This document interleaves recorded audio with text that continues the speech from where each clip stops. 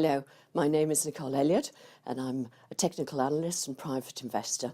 And I've got some very interesting charts for you today. All three of them are considered leading economic indicators, leading markets. It'll tell you where the rest of the economy is likely to go shortly. And so my first chart is that of the Baltic Dry Index. This is set in London and it is the global benchmark for the cost of shipping, mainly raw materials, but also other things as well, cost of shipping around the globe. It's based on three sizes of ships: Capesize, Handysize and Panamax, which is the biggest ship that fits through the Panama Canal, and on 23 different routes. And as you can see, from a record low, this is a weekly chart by the way, from a record low in 2016, the beginning of 2016, it made this grinding, rather reluctant rally, and it's priced as US dollars per day. So it got up to almost $1,800. And then it had another of its regular pullbacks to the trend line, and then only this January did it absolutely collapse below that trend line, below the rising cloud, and at a very thin point in the Ichimoku cloud. And this shows that people are A, rethinking, and B, voting with their wallets. And the problem here is many of these routes are very long, with vast amounts of stuff to be trundled over the oceans.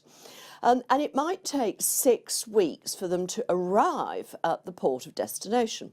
Now, in 6 weeks' time, tariffs on Chinese goods into the United States might have gone up, depending on what mood Mr. President Trump is in.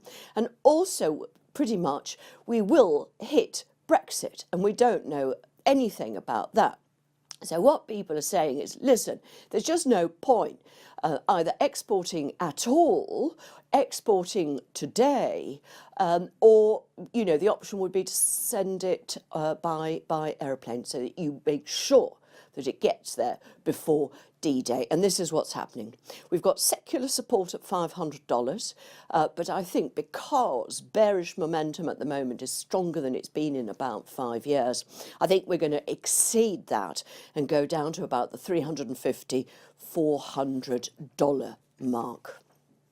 Now, my second chart is of copper, high-grade copper futures, front-month contract as traded in New York. Now be careful here because Shanghai has a very important copper futures contract as well. Now that one is priced in yuan, whereas this one is in dollars and cents. So they're quite different beasts. And what you can see is today, as we have been doing for the last 6 consecutive months, we've been trading in a fairly narrow range either side of the long-term standard deviation, the mean. And that's a good place to be. We're also roughly at the halfway mark between the 2009 massive low slump there and then the post-slump, the 2011 highs. So, you know, this is kind of, it's not fair value as such, but there's no need to rock the boat here. So in terms of this one, A, you're not up against these tariff and other problems like that, but B, also, it's unclear whether the economy globally is going to slow down or not, unclear. And my final chart is one you'll be well aware of, very familiar with. It's New York again, crude oil futures. And again, a very important business barometer. And as you can see, we have had 3 major lower high points since 2008. The most recent one, and focusing on the right-hand side of that chart, what you'll see is this sudden slump in the last 3 months of 2018, and now a decent rally in January, which has retraced a Fibonacci 38% of the previous decline. Now, so long as we hold below the Fibonacci resistance level just over $63, we're very much in correction territory, and I would suggest that the next move should be lower. In other words, backing up the Baltic idea that we're in for a slower economy this year.